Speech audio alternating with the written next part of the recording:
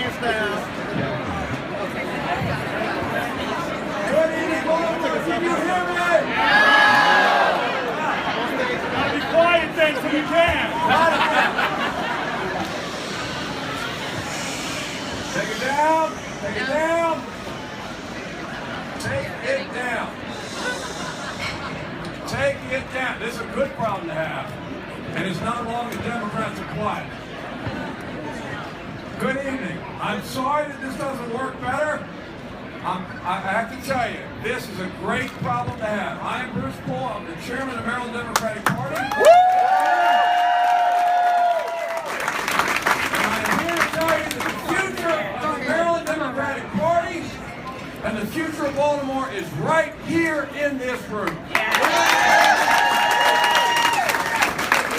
We sold out tonight. The second time we've had an event that sold out. Give a hand to the emerging political leaders that are right behind me. These are the people that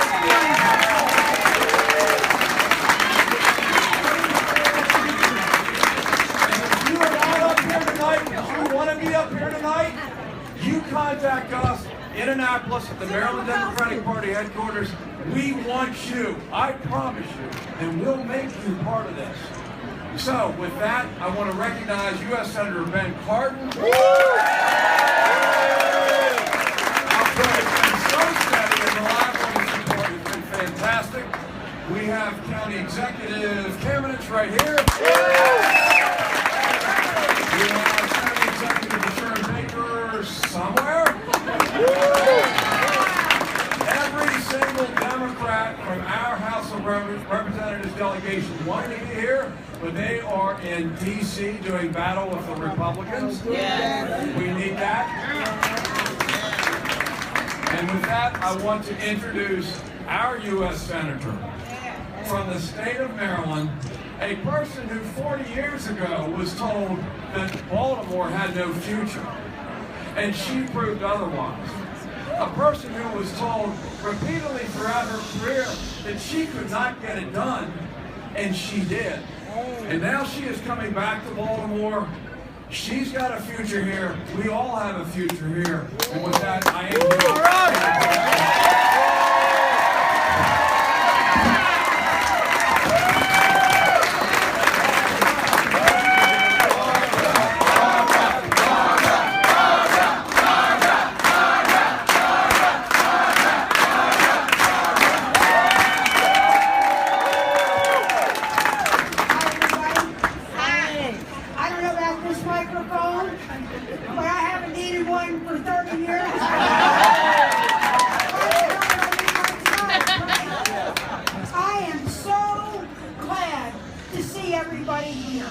I cannot tell you the joy that I have in my heart to see so many of you here.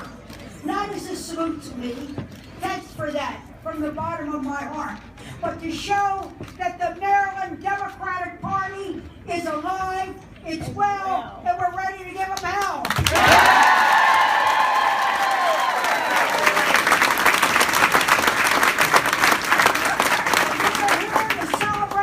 A renewed, re-energized, recharged up, ready to go Democratic Party where we take a pledge that never again will we ever lose a statewide election.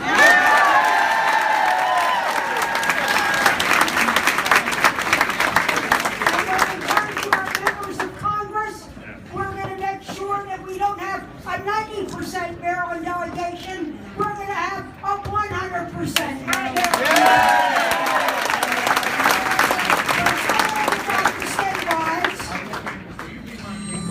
Wait, my bush is funny. I'll wait till you too.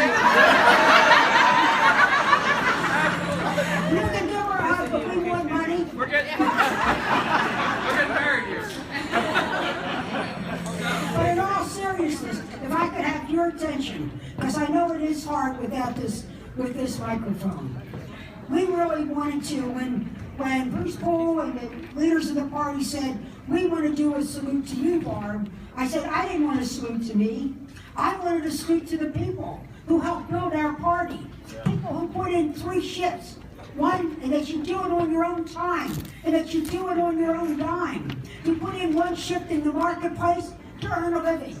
You put in another shift on the job to make a living for your family. But you work as Democrats to raise the standard of living for everybody. And we want to say thank you,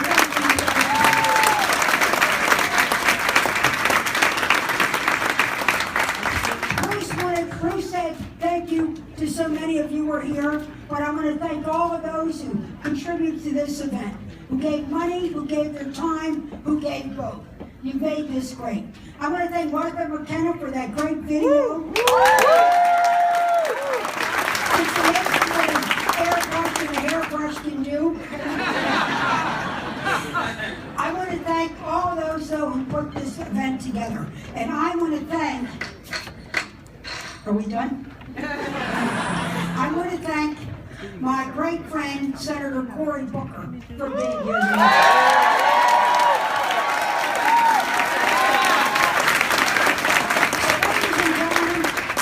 A few months ago, I announced that I was not going to run for another term. But I want you to know that though I'm retiring, I don't intend to write the final chapter. I want to be out here to work for you, to work for our community, and to give it everything that I've got so that everybody in this community and in this country gets a fair shot.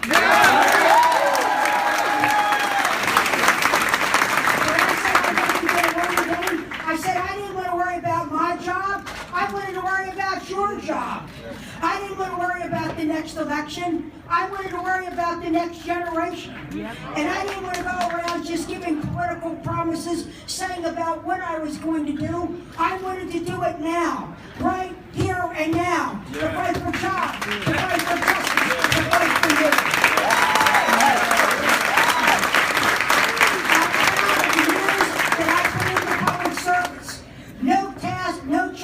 Was too big to take on, and no job was too small to take up.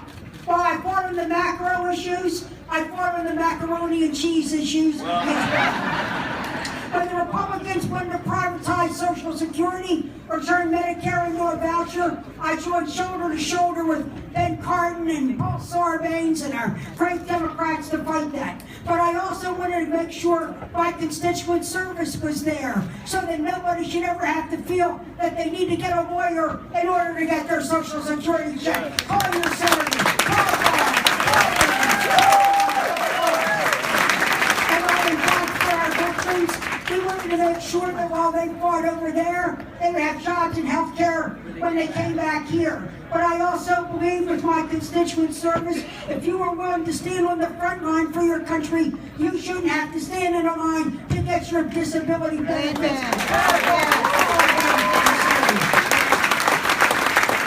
I'm not here to talk about 30 minutes, about 30 years of service. I want to talk about what I'm fighting for right now.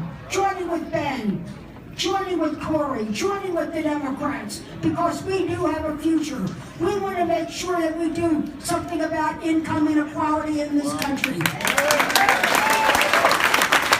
want to raise the minimum wage because we don't believe that a full-time job should be full-time poverty. We want to raise that.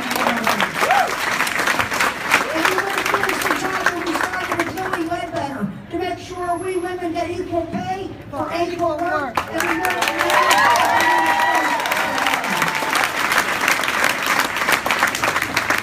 But as we work on these issues, we need to also make sure that we are fighting for jobs and for justice. This is what our America needs. This is what we're crying out for. Whether it's jobs in new great fields like cybersecurity or biotech or infotech or all the techs. But we know that if you're going to have a job today, you have to have a great school.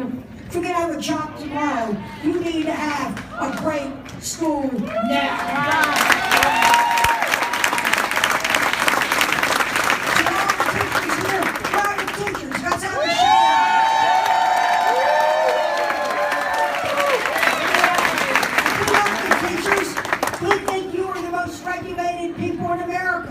If our banks had been as regulated as you, we wouldn't have had this damn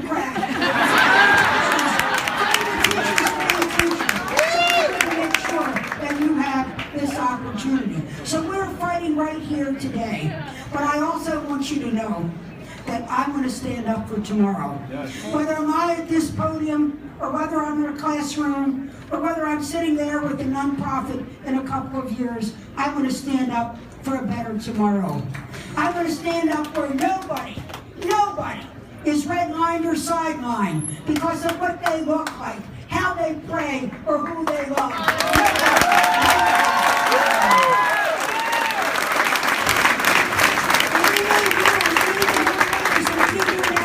It's your time, it's your turn. Let's join together so that in this town, in this community, and in this country, the land of the free and the home of the brave, everybody gets a chance to be somebody. So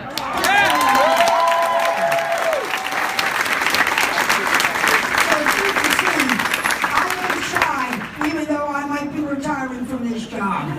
But what makes me feel so good is to see the young leaders in the stage and out here in this room, ready to turn the wheel for a new generation to take over. And we see it not only in this city, but we certainly see it in the Senate. I am so proud to serve with this dynamic leader, Senator Cory Booker. Senator Cory Booker. Yeah. You know him as a rising star in our party, as a dashing leader. We also love him because he was a mayor who knows the nitty-gritty about what it's like to fix a pothole and to try to save the city and to live through all of the issues that we have lived through here. And at the same time, I know him as the senator who's right there now, fighting for jobs, fighting for justice, fighting for our Amtrak, fighting for our veterans. And most of all, I know him as my friend and also someone we're going to be seeing not only on this stage, but more and more on the national stage. I give you someone we're just so happy to have here with us tonight. My pal, your real friend here, Senator Cory Booker. Yes.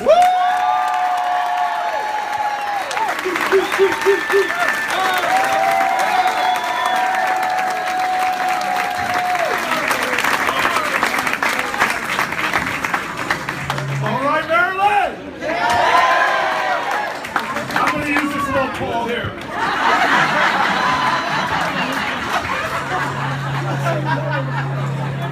I want to be able to stand tall in Maryland. Can everybody hear me here? How about back by the elevator? Can you all hear me?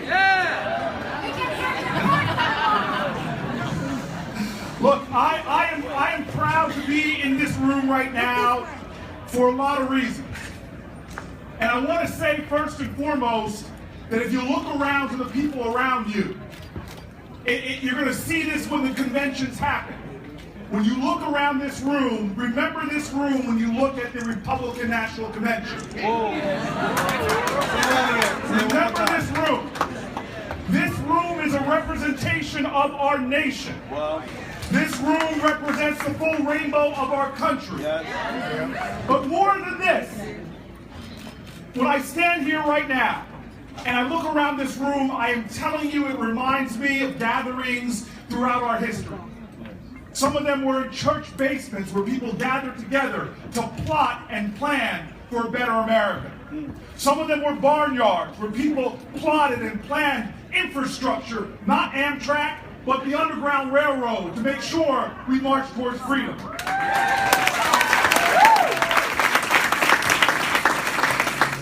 It was rooms like this when people said, no, you cannot meet, you cannot gather. They went out into the woods under moonlight and met to talk about making our nation live up to its promise. What I'm proud about being here and the invitation of a great senator is when she told me she wanted me to come here, she did not say it was about her. She said it was about you and this room. Wow. All right. Yeah. So I'm here for fidelity to Barbara. But I'm here for loyalty to the people in this room and what we stand for. And so tonight, we herald a hero. Yes, we do. Tonight, we talk about somebody that's not a flash in the pan. Not a pop or a shooting star. This woman has fought and stood the test of time. She has lasted and lasted and lasted.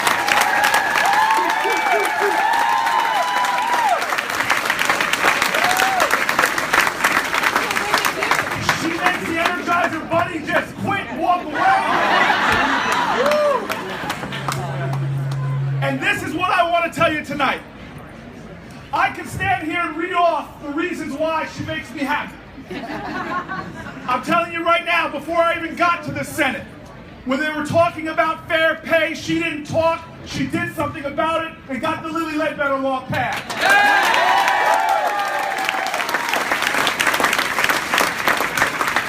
When people were not talking about violence against women, were turning their back on the real issues, she did not just talk, she stood in the Senate and did something about it by passing the Violence Against Women Act.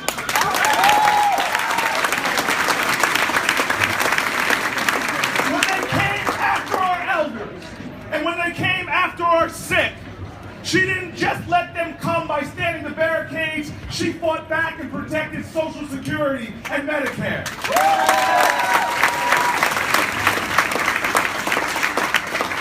And when we started to get a little fatigued in our dreaming, when our stamina started to wear, and we weren't looking to the heavens and the skies, she started to find resources at the head of appropriations to make sure that we are a nation that still led in research and still led in the race to the stars. And I'll tell you this right now, as a guy that has fought in the trenches of America's inner cities, with people who stand up and declare, this is America too. Well, I was proud to come to the Senate and find a woman that is willing to fight for urban spaces and urban places and urban people.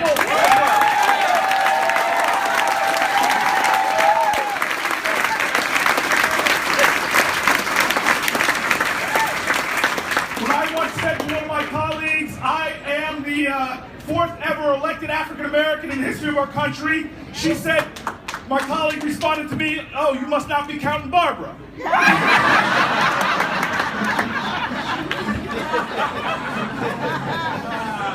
So look, I'm here to talk about not just Barbara, but I'm here to talk about the values that we share in common. Because we know what the Democratic Party is about. We're not here just because we like the party. We're not here because we like the label. Damn, I'm definitely not here because I like the mascot. I don't know why, we're a donkey. We're here because we share certain values in common. The Democratic Party is the party of we, not the party of me. The Democratic Party is a party of inclusion and not exclusion. The Democratic Party is a party of civil rights. It's a party of women's rights. It's a party of environmental rights. It's a party of Medicare. It's a party of Social Security. It's a party of gay rights. We are the party of America.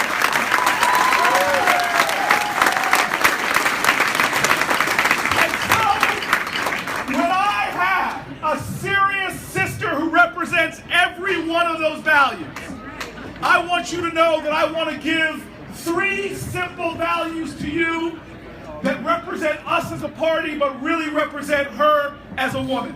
Wow. And so let me give you these 3 values in 3 quick stories. The first story is about a church in Newark.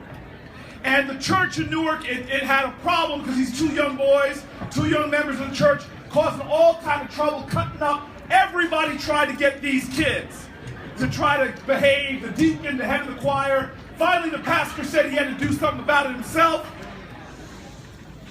So the pastor decided to have the kids come to his office, but he sat the younger brother outside. And he sat the older brother in front of his office, but this boy was all disrespectful. He sat in front of the pastor with his arms crossed and his face in a pout, and the pastor thought to himself, how am I going to get through this kid? He's so disrespectful. And then he thought he'd try something new. So he saw his Bible sitting there on the desk, and he put his hand on the Bible and just said slowly, calmly to the young man, tell me right now, where is God? And the boy's eyes shot open. He suddenly was rapt with attention, and the pastor thought, this is good, this is working. I don't know if you all go to church or not, but My pastor, when something's working, he just doubles down. So this little boy, the pastor picks up the Bible this time and holds it in the air and repeats his question with a little more vigor. He says, "My son, I want you to tell me right now, where is God?" And now the boy starts shaking from head to toe. He's looking worried. He's grabbing the armchair, and finally the pastor decides he's going to stand up and bring it home. So he stands up, and with his Sunday sermon voice, he says out loud, he said, "My son, tell me right now, where is God?" And now the boy jumps up out of his chair, runs out of the pastor's office. He sees his little brother sitting there and says, "Man, we got to get out of here. God is missing, and the pastor thinks we took it."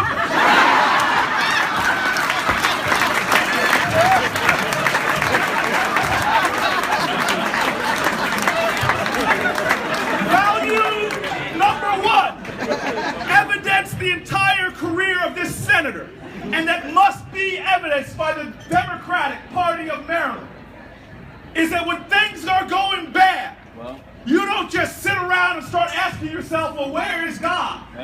You get up and take responsibility for what's going on. Because you got one decision to make in life. One decision to make in life. Every day of your life, you got to make this decision. To accept things as they are, or take responsibility for changing. When they were going to build a highway through this city, taking out neighborhoods, taking out homes, it was this woman, just a social worker with a heart and a head and values, that simply said, she said, hell no, not to our neighborhood. She has never stepped back or stood back. She's never just prayed. She lives the values of Frederick Douglass, who said, "I prayed for years for my freedom, but I was still a slave. It wasn't until I prayed with my hands and prayed with my feet that I found my salvation." The second value is just in an African-American proverb. This proverb simply says, if you want to go fast, go alone. But if you want to go far, go together. Let me tell you right now. Barbara Mikulski has evidence value number two because her career has been a long career. Her career has been a storied career.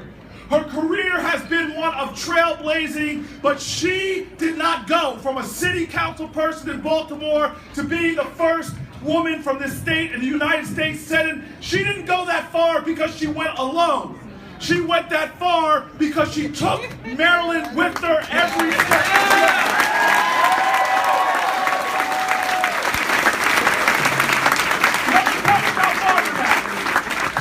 The truth of leadership. You can't lead the people if you don't love the people. Let me tell you something. She knows that leadership is not standing behind a microphone and a podium and giving orders and barking commands. That real leadership is always about service. And you know what Martin Luther King said, that anybody can be great because anybody can serve. You don't need to be a congressman or a senator. You don't need to even make your verb agree with your noun. You just need a heart full of love and a soul energized by a spirit to serve. Now my last value. This is one that she's become a legend for exemplifying. And I just got to tell it by a story about my daddy. My father says he was born poor. In fact, he says he was born so poor he couldn't afford to be poor. He was just P.O. Couldn't afford those other two letters. My dad said he was once sitting in his little segregated schoolhouse, and if you got a dad like mine, every time he talks, things get worse. So soon it was just a one-room school. By the end of him talking about his school, it was just a lean-to on the side of the mountain. But my father said he was sitting in school and a teacher came in and the teacher said, "Class, I want to teach y'all about self-esteem. Today we're going to talk about self-esteem. Anybody in this classroom thinks you're stupid, thinks you're dumb, I want you to stand up right now." And my father said all the kids were sort of bewildered by this, looked around, and she just stood there waiting impatiently. She goes, "Come on now, you think you're dumb, you think you're stupid, stand up." And my father said nobody stood. And she just looked angry, standing there waiting. And so my father said, finally, he just pushed his chair back and stood up proud. And the teacher goes to him, Mr. Booker Boy, what's wrong with you? You think you're dumb? You think you're stupid? And my father said, he scratched his head and said, well, shucks, ma'am. I don't think I'm stupid, but I didn't want you to be the only one standing. Ladies and gentlemen, we are Democrats. This is my senior senator. If there's anything she's taught me, that when the going gets tough, you gotta stand up. When the challenges happen, you gotta stand up. When a male-dominated society tells you you're a woman, you must sit down, you still gotta stand up.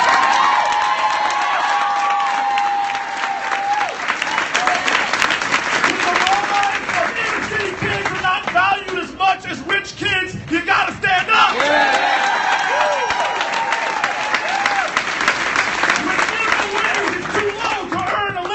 You gotta stand up! When there's still 5 million seniors in America living in poverty, you gotta stand up! I am here today just to tell you I love this woman because I may not be able to tell sometimes if she's standing or not. But I feel blessed every single day that she has a career, decades long, of standing for us. And I'll tell you this is no eulogy, because God ain't finished with her yet. And so, if you all will indulge me, I've been wanting to do this for a long time. I got into the United States Senate and happened to be reading poetry. I love poetry.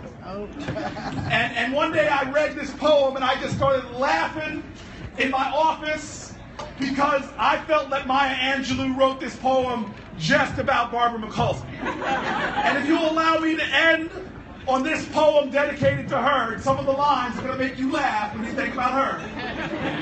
But here we go. I'm going to read this poem, then I'm done. But here goes. This is a poem called Phenomenal Woman by Maya Angelou. Y'all be quiet, I've been waiting to do this now. Here goes. Pretty women wonder where my secret lies. I'm not cute or built to suit a fashion model size. But when I start to tell them, they think I'm telling lies. I say, it's in the reach of my arms, the span of my hips, the stride of my step, the curl of my lips. I am a woman. Phenomenal woman, that's me. I walk into a room, and you should see her in the Senate, just as cool as you please.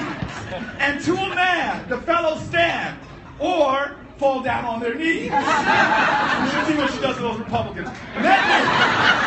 Then they swarm around me like a bunch of honeybees. I say, it's the fire in my eyes and the flash in my teeth, the swing in my waist, and the joy in my feet. I am a woman. Phenomenal woman. That's me. Men themselves have wondered what they see in me. They try so much, but they just can't touch my inner mystery. When I try to show them, they say they still can't see. Mitch McConnell can't see. I say, it's in the arch of my back, the sun of my smile, I apologize for this line, the ride of my breasts, the grace of my style. I'm a woman, phenomenally.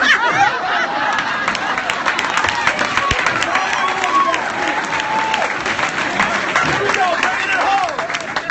Now you understand just why my head's not bowed. I don't shout or jump about, actually you do, or have to talk real loud. When you see me passing, it ought to make you proud. I say, it's the click of my heels, the bend of my hair, the palm of my hand, the need for my care. Because I'm a woman. Phenomenal woman. That is Barbara Mikulski.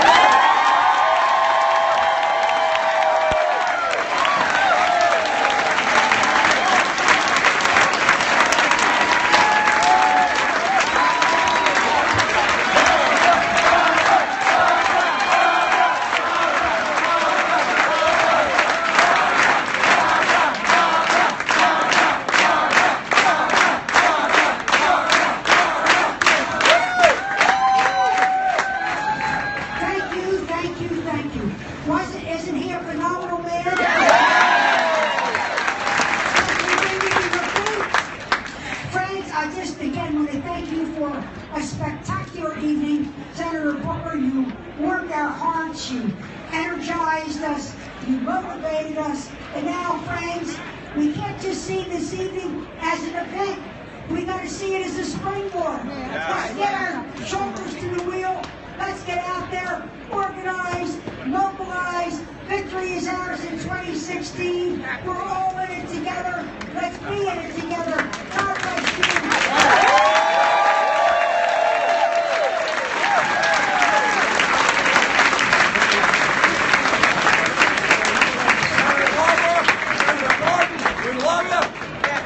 Senator Booker, you can come back anytime.